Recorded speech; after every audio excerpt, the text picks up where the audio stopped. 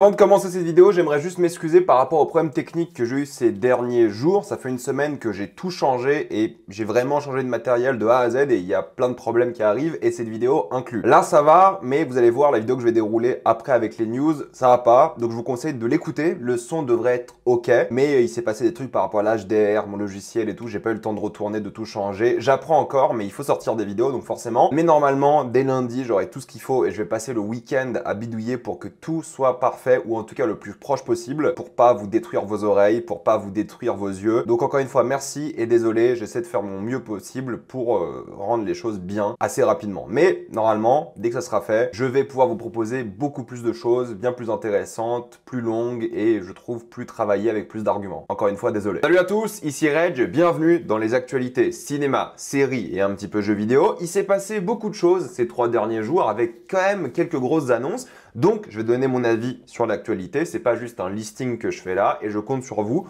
pour avoir votre avis dans les commentaires aussi parce que je réponds aux commentaires ou directement ou dans des vidéos dédiées où j'explique pas mal de choses ou la semaine prochaine en vidéo actualité. Bref, on va parler de toutes les actus. On va commencer avec quelques actualités, films d'horreur d'ailleurs, avec Jack Reynor qui a rejoint le casting du film La Momie. Pour ceux qui ne savent pas, il y a un film La Momie qui va sortir normalement en 2026, réalisé par Lee Cronin, qui a réalisé le très récent Evil Dead Rise, qui était vachement bien. Du coup, j'ai hâte de voir ce que ça va donner. C'est pas le plus grand acteur, mais je pense qu'il peut faire le taf. Ensuite, toujours dans les films d'horreur, on a Linda Cardellini qui a rejoint le casting de Vendredi 13. Alors, Vendredi 13, c'est une série qui doit se faire depuis des années maintenant, mais il y avait plein de combats Lego, personne ne voulait la faire. Et là, c'est A24 qui va faire ce Vendredi 13 avec donc elle en personnage principal. Ça sera sur Peacock aux États-Unis. Et vu que c'est Peacock, bah, chez nous en France, on ne sait pas, on verra bien. Alors, vous savez, la semaine dernière, je vous ai dit que Saw 11 avait eu quelques problèmes parce que le film avait été annulé. Mais maintenant, on se pose la question, est-ce que le film a été réellement annulé ou est-ce que c'est une campagne marketing? Pourquoi? Parce que la poupée, donc Billy the Puppet, a créé un compte LinkedIn et a commencé à parler dessus. Voilà, si vous vous ennuyez, c'est la nouvelle mode à Hollywood, hein, c'est créer des comptes LinkedIn pour des personnages fictifs. Mais peut-être du coup Saw 11 va se faire, peut-être c'est juste une campagne marketing, peut-être c'est aussi un moyen de motiver les fans à faire du lobbying entre guillemets pour que le prochain Saw se fasse. Je n'en sais rien personnellement, on verra bien. Il y a eu l'abondance de Drop que j'ai découverte aussi au cinéma, je crois, cette semaine, si je dis pas bêtise. J'étais assez impressionné parce qu'elle est sortie en même temps sur Internet et au cinéma. Et en gros, c'est le nouveau film de Christopher London qui devait réaliser par exemple le Scream 7 qui a du coup été donné à quelqu'un d'autre. Et c'est lui qui a fait les Happy Birthday, titre qui est d'ailleurs meilleur en VF. Pour une fois que je dis que la VF est meilleure. Mais grosso modo, la bande-annonce, c'est l'histoire de cette femme.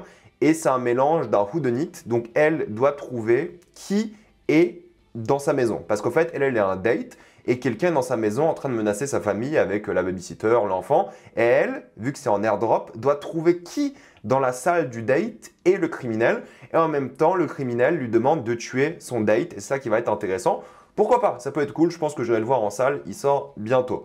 On a ensuite une bande-annonce d'un film, d'un projet, j'allais dire, avec Al Pacino et Dan Stevens. Bon, j'adore Al Pacino comme d'hab, même s'il n'a pas fait grand-chose de forcément très intéressant ces 20 dernières années, mis à part quelques exceptions. J'adore Dan Stevens, et là, bah, c'est un film qui s'appelle The Ritual.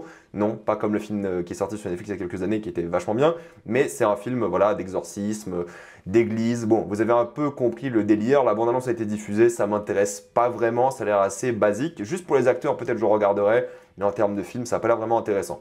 Ça, c'était pour les choses horrifiques, même si on n'a pas fini de parler de ça, avec, vous l'avez sûrement vu passer, c'est Hamdan Balal, qui est donc oscarisé pour le documentaire No Other Land. C'était le co-réalisateur du film No Other Land, très bien. J'ai oublié d'en parler d'ailleurs dans ma vidéo d'hier de No Other Land. Très bon documentaire, Oscar mérité, même si j'ai pas vu tous les documentaires de la catégorie. Mais en tout cas, il a été kidnappé, battu, blessé, menotté par des colons israéliens, ce qui est quand même assez ironique parce que tout son film parlait des colons israéliens qui venaient de plus en plus empiéter sur les terres des Palestiniens. Il a été relâché après 2 jours. Le problème, c'est que bah, son autre co-réalisateur a demandé à l'Académie des Oscars de dire quelque chose. Parce que voilà, quand même, quand tu es oscarisé, l'Académie te prend un peu en considération. L'Académie a refusé, le monde entier d'Hollywood a refusé. Ils ont dû se battre avec les moyens du bord, hein, les réseaux sociaux, les journaux, les médias. Mais il est sorti, il va bien. Mais rendez-vous compte, on kidnappe quand même des gens qui ont gagné des Oscars juste parce qu'ils vivent. Bref, je ne vais pas en parler ici, mais vous connaissez mon avis sur la question. Ensuite, chose surprenante aussi, c'est Jimmy Smith qui sera de retour dans Dexter Résurrection. c'est quoi? Jimmy Smith, c'est la saison 3, si je dis pas de bêtises, de Dexter. Je vous ai remis aussi John Lithgow, parce que lui aussi sera de retour dans Dexter Résurrection. Et si vous avez vu Dexter, vous vous posez la question de comment, pourquoi. Mais maintenant que je sais que lui aussi sera de retour, je comprends un peu pourquoi il va revenir. Et je pense savoir dans quelle direction la série va aller. Je vais pas en parler ici évidemment, mais je trouve que c'est cool. Et je pense que Dexter Résurrection sera genre la dernière pièce Dexter. On verra bien, c'est un peu genre le MCU, le Spider-Man No Way Home de Dexter qui est en train de se produire. On verra bien ce que ça va donner. Zendaya va jouer pour Barry Jenkins, chose qui est très bien parce que j'adore Zendaya, j'adore Barry Jenkins, sauf Mufasa, mais bon, Mufasa c'est pas vraiment son film, soyons honnêtes. Elle va jouer dans le biopic concernant Ronnie Spector, donc la chanteuse américaine. Bon, je pense que ça peut le faire, clairement, ça va être assez intéressant juste parce que j'aime bien les deux artistes qui sont dans le projet, donc j'ai hâte de voir ce que ça va donner. Tout de même aussi, on n'a pas de date pour l'instant. On a une date par contre pour le tournage, désolé j'ai mis cette photo parce que ça me fait rire, le tournage de La Passion du Christ 2 de Mel Gibson, ça va se tourner à Cinecittà en Italie, donc à Rome, et Mel Gibson va tourner en août normalement, ou en tout cas cet été avec le retour de Jim Caviezel, ce sera en 2 parties, ne l'oubliez pas, et si vous avez vu mes vidéos actualité, vous savez que le projet sera visiblement psychédélique, un peu fou. Bref, je suis curieux de voir ce que ça va donner, même si vous avez vu ma vidéo d'hier, j'ai parlé du film de Mel Gibson, Vol à haut risque, catastrophique, vraiment, ça va pas du tout. Ça m'inquiète un petit peu, le Mel Gibson de l'époque peut-être est mort, je n'en sais rien. En tout cas d'un point de vue déontologique, il est mort, ça c'est sûr. Mais peut-être, pourquoi pas. Moi j'aime bien La Passion du Christ, hein. Je trouve que c'est un bon film, mais la suite, lui qui revient des enfers et tout, apparemment, bref, voilà, il en a parlé, on verra bien ce que ça donne. Curieux, mais avec quelques doutes. Pour un point, box-office, c'est le flop de Alto Night. C'est pas surprenant, je veux dire, qui allait voir ce film. Même moi, je l'ai pas vu. Pourquoi? Il y a plein de gens qui m'ont dit « Ouais, tu vas pas voir Alto Night, c'est un film avec De Niro. » En fait, je vais pas le voir pour plusieurs raisons. Premièrement, parce qu'il est extrêmement mal critiqué. 2 heures d'un truc qui apparemment est horrible, ça donne pas envie. Mais surtout, moi, ce qui m'a énervé dans cette histoire, il a fait 5 millions au box-office international pour un budget de 50 millions. Et pourquoi est-ce qu'il est sorti au cinéma, contrairement à d'autres projets de la Warner et Max? Juré numéro 2 n'est pas sorti en salle. Ils ont annulé des films comme Bad Girl, comme Coyote et Acme. Ils les ont annulés et ils ont sorti ça. Pourquoi est-ce qu'ils ont sorti ça en sachant que ça allait flopper comme pas possible? Parce qu'ils savaient que ça allait flopper. Ils l'ont prévu depuis longtemps que ça allait flopper, ils le savaient. C'est juste que David Zaslav, donc le président, le PDG actuel de Warner Bros. Discovery, c'était son projet de rêve, un petit peu. Et du coup, c'est Zaslav qui a poussé pour une sortie en salle du projet. Bah voilà, énorme échec commercial. Ça sera des pertes massives pour la Warner. Tout ça parce que c'était un peu son projet de cœur. Voilà, ça dégoûte un petit peu, j'irai sûrement le voir, peut-être pas au cinéma, mais à la maison, ce truc, mais ça donne pas du tout envie, les retours non plus. Je sais que c'est mon taf, mais franchement, il y a des trucs, parfois tu les regardes, tu dis, non, je sais que ça va être nul, ça va être chiant, De Niro, pas De Niro. Il y a un moment, quand le projet est sorti comme ça, juste pour faire plaisir à un PDG, en plus le Real, je suis pas forcément fan, Levinson, bref, oui, c'est le père, hein, Levinson, pas le fils, mais quand même, peut-être à la maison, mais en tout cas, c'est un flop. Apple a fait plusieurs annonces avec cette série qui a montré ses premières images qui sort le 13 juin avec Julianne Moore et Sydney Sweeney qui s'appelle Echo Valley. C'est l'histoire du coup d'une mère interprétée par Julianne Moore qui va retrouver sa fille pleine de sang. Elle ne sait pas pourquoi et ça sera un peu leur histoire. Ça sortira du coup en juin. Ça peut être intéressant, on verra lorsque la bande-annonce sera diffusée. Mais bon, Apple, on connaît, il y a un minimum de qualité. Il y a des célébrités, des stars, ça peut être vachement bien. Et surtout, attention, c'est scénarisé par du coup le scénariste de Mare of Easttown, Brad Inglesby. Donc juste pour ça, l'œuvre peut être sympathique parce que Mare of Easttown, c'était vraiment exceptionnel. Adam Driver et Jessica Chastain joueront dans une nouvelle série aussi. C'est l'histoire d'un couple d'artistes peut-être un peu trop ambitieux. Voilà, c'est tout ce qui a été dit pour l'instant. 2 artistes, voilà, plutôt peintres, galeries, tout ça. Encore une fois, c'est Apple, c'est une annonce, ça sortira peut-être l'année prochaine, ça donne envie. Ensuite, vous savez, il y a la série en ce moment qui s'appelle The Studio qui est diffusée depuis ce mercredi, je n'ai pas encore regardé mais j'en parlerai parce qu'apparemment elle est vraiment, vraiment excellente. Eh bien, c'est une série qui parle du système hollywoodien et il y a du coup plein d'artistes d'Hollywood. Je vous mets une liste avec quelques caméos, je ne vais pas tous les lire, mais je veux dire, il y a Aaron Sorkin, ce qui est assez rigolo, il y a Adam Scott qu'on a vu dans Sévrance, il y a Anthony Starr, je crois même Erin Moriarty de The Boys. Il y a plein, il y a Greta Lee, Ice Cube, Dave Franco, juste comme ça de tête, il y en a plein, Charlize Theron, Charlie D'Amelio, c'est pas une influenceuse elle. Il y en a plein comme ça et c'est pas fini parce qu'il y a une deuxième page aussi. Il faut peut-être un peu zoomer, vous pouvez mettre pause si vous voulez lire toute la liste. Mais voilà, il y a Paul Dano, il y a plein de gens connus, Martin Scorsese évidemment, il y a Zac Efron et Zack Snyder. Il y a Ted Sarandos qui est l'un des présidents de Netflix. Ça ne s'arrête pas et c'est quand même assez rigolo et j'en parlerai parce qu'apparemment la série est vachement bien. Mais je pense que c'est peut-être la plus grande liste de caméos de l'histoire des séries. Peut-être Entourage à enfin de la compétition.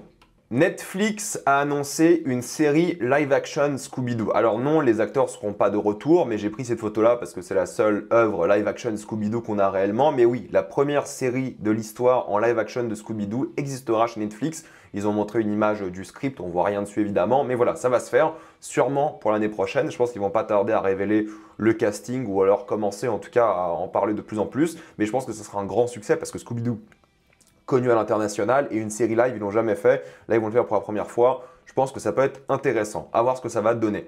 Ensuite, on a Adolescence qui a battu un record. C'est la mini-série Netflix la plus regardée de l'histoire de la plateforme avec plus de 66 millions de vues qui ont été donc comptabilisées. On ne sait jamais comment ils comptabilisent, hein, c'est toujours un petit problème. Mais grosso modo, ouais, c'était vachement bien, c'est mérité. Je pense que c'est une œuvre importante et c'est bien que les gens la regardent, surtout les hommes hein, et les jeunes hommes qui sont en train d'être matrixés par un véritable problème de société qui est très bien décrit dans la série. Il faut reparler un peu polémique avec Rachel Zegler qui subit beaucoup d'attaques depuis, vous le savez, hein, l'annonce du casting de Blanche-Neige pour des raisons que je ne vais plus expliquer, mais on connaît tous les raisons de pourquoi les gens ont gueulé suite à ce casting-là, surtout que si vous avez vu le film, et les gens qui gueulent aujourd'hui n'ont pas vu le film, mais moi je l'ai vu, dans le film, c'est l'une des meilleures choses du film. C'est elle, son acting, la manière dont elle chante, c'est l'une des choses les plus positives.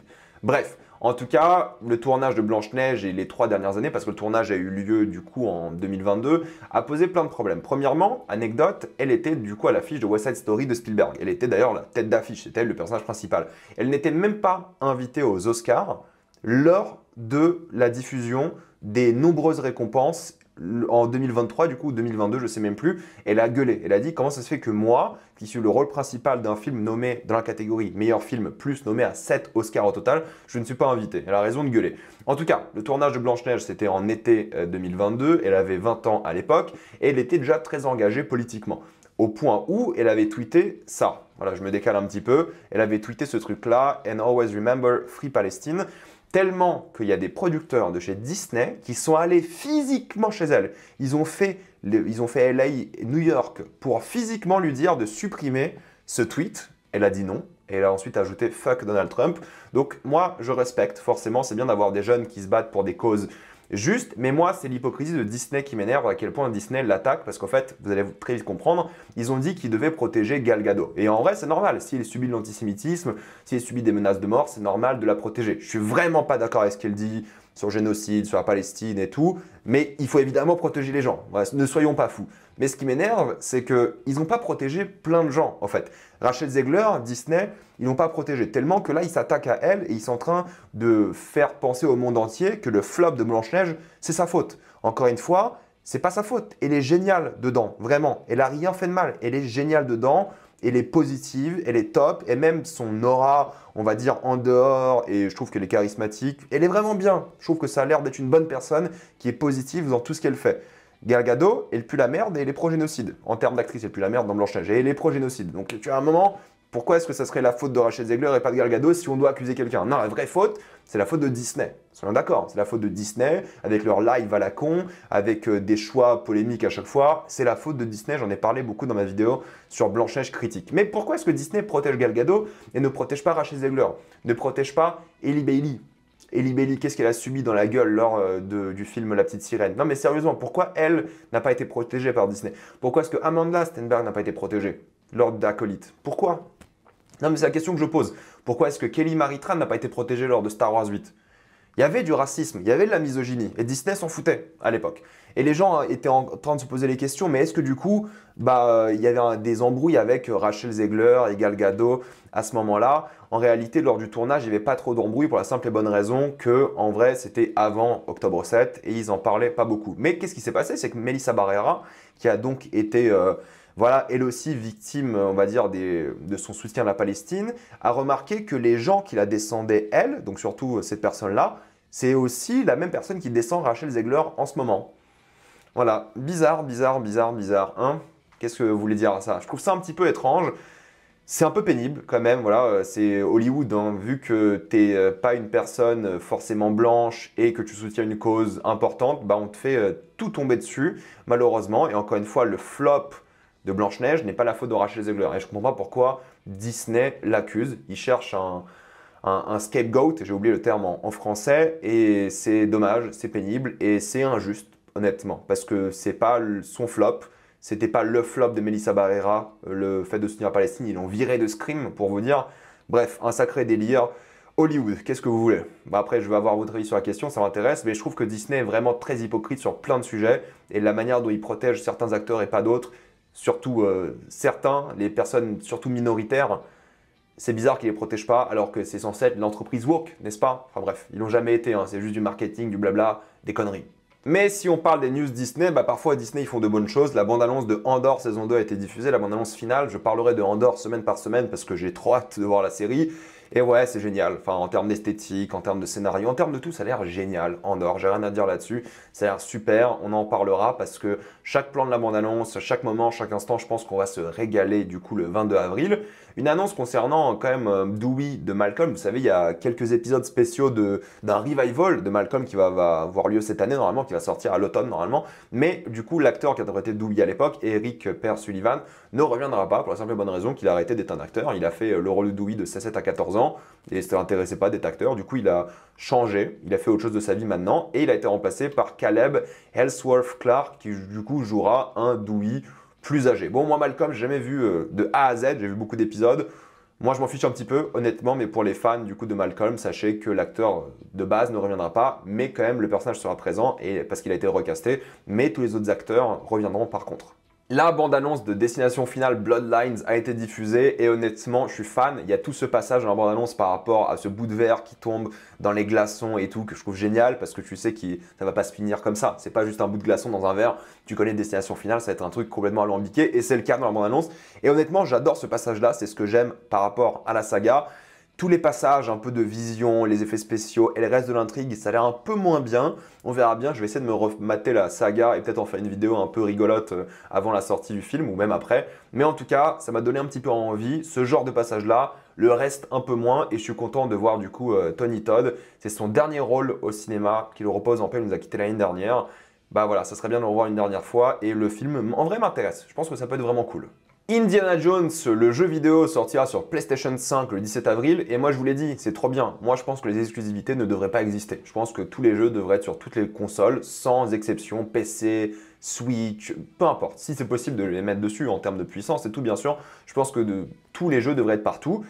C'est pas la réalité, mais en tout cas, Xbox vont dans cette direction. Ils vont même peut-être lancer Steam sur Xbox. S'ils ont Steam sur Xbox, pour moi, PlayStation, c'est finito. Entre guillemets, hein, finito. Parce que si tu mets tous les jeux Steam sur une Xbox, c'est une dinguerie. Les soldes de Steam, bref, je ne vais pas en parler ici, c'est pas le sujet, mais je suis très content de la stratégie de Xbox. Ils sont beaucoup plus ouverts, leur stratégie sur PC, sur les consoles, sur Steam, sur les jeux qui vont sortir. Je trouve ça génial. Deux annonces peut-être qui vont pas surprendre, je sais pas, mais The Witcher 4 sortira pas l'année prochaine. Enfin, en 2025, c'est sûr que non. En 2026, ils ont confirmé que non, non plus. Et je vous l'ai dit, pour moi, The Witcher 4 et Intergalactic, parce que les deux ont été annoncés pour post-2026, donc 2027 au plus tôt, pour moi, ce sont des jeux PS6. Pour moi, ce sont des jeux qui vont sortir en 27, 28, voire même 29. Cette décennie, c'est sûr, mais je ne les vois pas sortir avant 2027-2028. Et pour moi, ce n'est pas des jeux de cette génération de consoles. Tout simplement. J'ai du mal à voir ces jeux sortir en fin de vie de ces consoles qui ont été décevantes, disons les choses. Et je pense que ça ne se fera pas, tout simplement. On verra bien, hein, mais ouais, j'imagine qu'on n'entendra plus parler de ces jeux-là pendant un an. Et à partir de 2026, fin 2026, on va peut-être encore en entendre un peu parler. Bref, on verra ce que ça va donner. Assassin's Creed Shadows est pour le coup le deuxième meilleur succès de la saga après Valhalla. Et apparemment, Valhalla était un énorme succès parce qu'il y avait le Covid. Tant mieux, j'ai envie de vous dire, je soutiens Ubisoft, j'ai envie qu'ils sortent de cette situation compliquée. Apparemment, le jeu est pas mal, moi j'aurais pas le temps de le faire, mais je suis content que des gens kiffent des jeux qui sont bons, qui vendent bien et qui sauvent Ubisoft, parce que je pense qu'Ubisoft a compris les leçons, on verra bien, hein, parce qu'ils ont encore des programmeurs, mais ils vont s'améliorer avec l'avenir, et je pense que c'est une bonne chose, donc je suis content un peu pour Ubisoft. Mais la grosse annonce de la semaine, c'était évidemment tout ce qui concerne les Avengers et Avengers Doomsday pour être bien plus précis. On a le casting avec Chris Hemsworth et Tom Hiddleston qui sont de retour. Je ne sais pas comment Tom Hiddleston va revenir. Bon, c'est multivers, on n'en sait rien. Peut-être qu'il va revenir par plein de choses un peu étranges. Mais ça montre un peu pour moi le souci que j'ai avec cette phase et avec du coup Doomsday. C'est que Loki, c'est pas que l'intrigue est finie, on savait tous qu'il allait revenir. Mais comment tu le sors de là où il en est aujourd'hui? Et en plus, il faut voir la série pour comprendre où il en est. Peut-être c'est un autre Loki, je n'en sais rien, on verra bien. Donc ça ne me surprend pas que ces deux là soient de retour. Pourquoi pas? Pas surprenant que les 4 Fantastiques soient de retour, là c'est logique et même attendu parce que c'est eux qui vont lancer Avengers Doomsday. Enfin, tout Avengers Doomsday compte sur leur film, soyons honnêtes. Il n'y a pas de film, je crois, qui sort entre leur film et Doomsday. Donc voilà, c'est hyper important ce qui se passe dans les 4 Fantastiques, donc ils seront de retour. Captain America et Faucon seront de retour, c'est logique. Bah, voilà, je veux dire, ça sera le nouveau leader des Avengers en théorie, donc ça ne surprend pas. Les Thunderbolts, c'est un peu entre guillemets étonnant parce qu'on ne sait pas ce qui va se passer dans le film, mais du coup, ils vont quasiment tous revenir. On verra bien quand le film sortira ce que ça donne. Et Sentry aussi sera de retour. Là aussi, vu qu'on n'a pas vu le film, on ne sait pas trop. Black Panther 2, il y a quasiment tout le monde qui revient aussi, entre guillemets. Mais ce qui est intéressant, c'est du coup qu'il y a Namor qui revient, qui est juste là. Et en même temps, beaucoup du casting principal, mais vous connaissez un peu les comics, Namor, Sue Storm, tout ça, ça peut être intéressant. Je ne m'attendais pas à revoir Namor pour le coup, mais bon, évidemment, les Black Panther, ça c'était évident, tous les personnages, en tout cas. Ensuite, qu'on ait Ant-Man, j'ai mis cette photo parce que je trouvais rigolote de le mettre face à Kang, parce que voilà, c'est un peu l'aveu d'échec de cette franchise et de cette phase de manière générale récemment. Ant-Man de retour, Paul Rudd, pas étonnant, logique. Simu Liu, je suis content qu'il soit de retour, c'était quasiment sûr, mais c'est bien qu'il soit de retour, parce que je trouve que c'est un bon Shang-Chi et je trouve que Shang-Chi est cool. Et là, c'est un casting qu'on trouvait plus ou moins normal, rien de surprenant. Les surprises commençaient à venir ici, avec Gambit qui sera de retour, Channing Tatum, ça c'est un peu surprenant, mais c'est moins surprenant quand tu sais que Kelsey Grammer sera de retour. On l'a déjà vu dans Captain Marvel 2 en scène post-générique, donc c'est pas choquant qu'il soit là, c'est même un peu normal. Patrick Stewart, bon, on n'était pas choqué non plus, on se dit bah il était déjà dans Multiverse Madness, en vrai il peut revenir, Professeur Charles, il n'y a pas de stress. Mais à partir de là, même si lui est mort 3 fois dans l'univers, ces univers-là, on va dire, en tant que ce personnage-là, il est mort 3 fois. Mais à partir de là, moi ils m'ont eu. J'avoue, ils m'ont eu, parce que en vrai, là, je m'en foutais un petit peu, on l'a déjà vu, tout ça, mais là, j'avoue, ils m'ont eu. Qu'est-ce que je peux faire? Ils m'ont eu, je suis un homme faible. Au début, le casting, je regardais le live comme tout le monde, je me dis, ouais, sympa, prévisible. Ils m'ont eu. Là, je vois Ian McKellen, ça fait chier. Non, mais ça fait chier. En vrai, ça fait chier, parce que je voulais pas me faire avoir par ça. Mais c'est comme ça qu'ils vont nous avoir, avec le fanservice, la nostalgie. Mais ouais, Ian McKellen qui revient en Magneto, moi, je suis hypé de ouf, malheureusement. C'est ça qui me fait chier. Juste pour lui, je suis hypé. Bon, le film en soi, j'en parle dans quelques secondes, ne me hype pas tant que ça, mais juste pour ça, je suis hypé.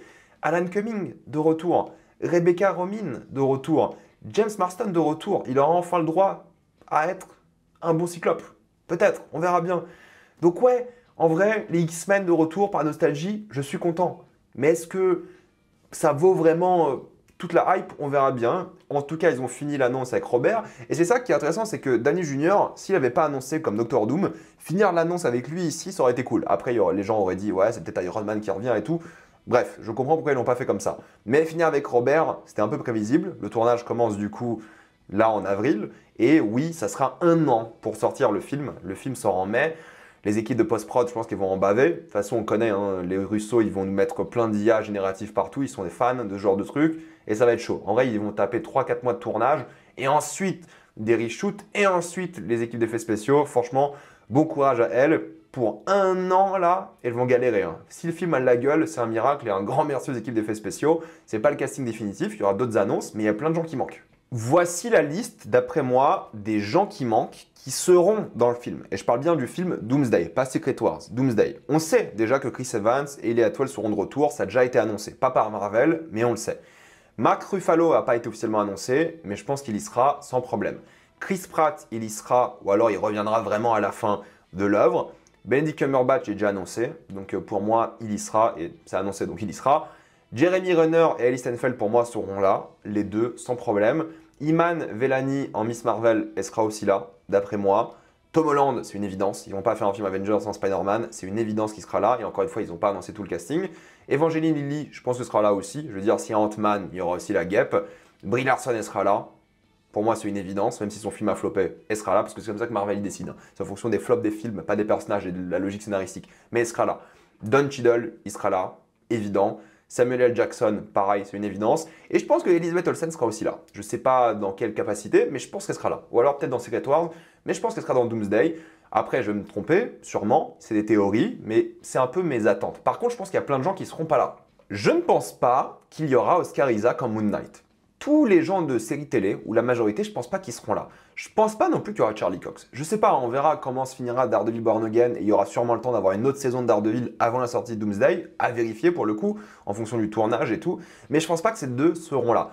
Je pense pas que Tessa Thompson sera là. Je sais pas si elle a envie de revenir dans le MCU. Je sais pas si son personnage a encore une intrigue. Après, il y a Thor, donc il y aura peut-être Tessa Thompson. Mais je sais pas, je le vois pas. Encore une fois, des théories. Hein, ne prenez pas ce que je dis là trop au sérieux. Mais à voir. White Vision, je pense pas qu'il sera là. Paul Bettany, à moins que sa série sorte avant. Si sa série sort avant, peut-être. Après, ces gens-là, je pense qu'ils seront peut-être dans Secret Wars. Mais vu qu'il y a énormément de casting pour l'instant, dans Doomsday, pour moi, c'est un peu compliqué. Dans Secret Wars, c'est sûr qu'il y aura tout le monde. Secret Wars, ils vont mettre tout le monde.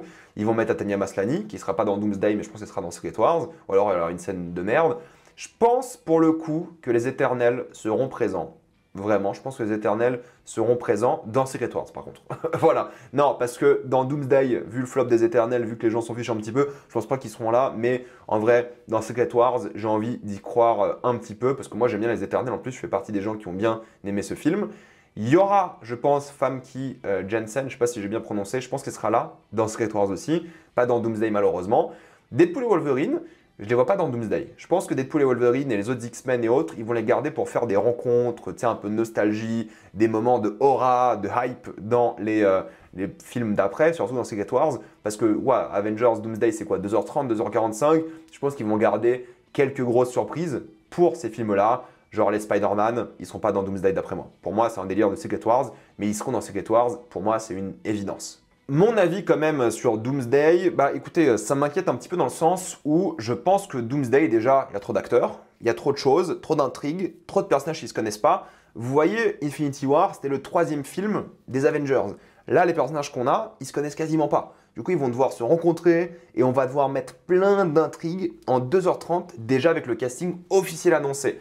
Pour moi, c'est déjà too much. Je pense pas qu'ils vont gérer. Ils vont avoir plein de moments stylés, badass, cool. Ça, je n'en doute pas une seule seconde. Mais pour moi, ils vont pas réussir à gérer le film. Je pense qu'ils vont se prendre les pieds dans le tapis. On verra bien, encore une fois. Mais quand tu vois Infinity War et Endgame qui était vraiment l'accomplissement d'un truc, là, Doomsday, t'as quoi avant? Je comprends pas pourquoi Doomsday ou même Secret Wars, c'est genre les Avengers 5 et 6. Pour moi, Secret Wars, de base, aurait dû être les Avengers 8 ou 9, quoi. Enfin bref, peu importe, c'est un autre débat, ça. Mais je pense que ça va pas. Je pense qu'il y a trop de choses. Encore une fois, bénéfice du doute. Je pense qu'ils vont maxer le côté charisme, aura, mythologie des personnages pour se donner un côté stylé dans l'œuvre.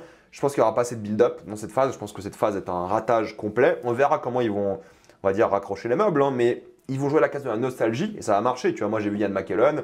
Je suis content. C'est chiant à dire, hein, mais je suis content et je pense que ça va bien marcher justement aussi grâce et à cause de ça. Mais ouais, ça m'énerve un petit peu, quoi. Ça m'énerve un petit peu parce que je pense qu'il y avait moyen de build up les choses. Genre Doom, c'est son film, normalement, à Doomsday. On est d'accord? Enfin, Doomsday, c'est le film de Doctor Doom, normalement. Mais on l'a pas encore vu. Il y a plein de personnages qui n'ont pas interagi ensemble. Enfin, c'est un bordel pas possible. À voir, hein. Je veux dire, s'ils sont confiants, on verra bien.